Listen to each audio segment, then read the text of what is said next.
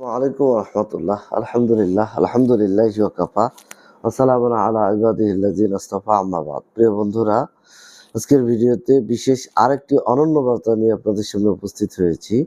তা হচ্ছে আজকের আলেম সমাজ আয়নার সামনে দাঁড়ানোর সময়। আজকের আলেম সমাজকে আয়নার সামনে দাঁড়ানোর সময় এ দ্বারা কি বোঝাচ্ছেন? আমরা কি করতেছি? মানে আমাদের নিজের চেহারাটা যদি আমরা আয়নার সামনে দাঁড়াই, তাহলে আমরা কিন্তু দেখতে পাই।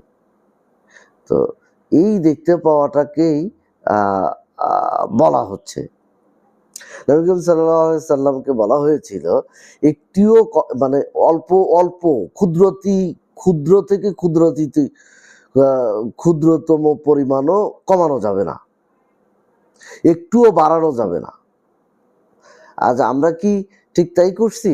না, করতেছি না। কিন্তু সত্যকে কি সুবিধা মতো ব্যাখ্যা মানে আমরা করতেছি না? অবশ্যই সত্যকে আমাদের নিজেদের সুবিধা মতোই আমরা ব্যাখ্যা করতেছি।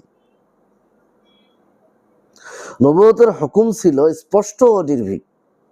আর যদি সেই সাহস হারিয়ে যায়, তবে ক্ষতি শুধু আলেম সমাজ বা বক্তার নয়, পুরো উম্মাহ হয়। মহান আল্লাহ তাআলা আমাদেরকে উপযুক্ত বিষয়ের উপর পুঙ্খানুপুঙ্খানুভাবে আমল করার তৌফিক দান করুন। হে আল্লাহ, আপনি কবুল করুন, আমিন।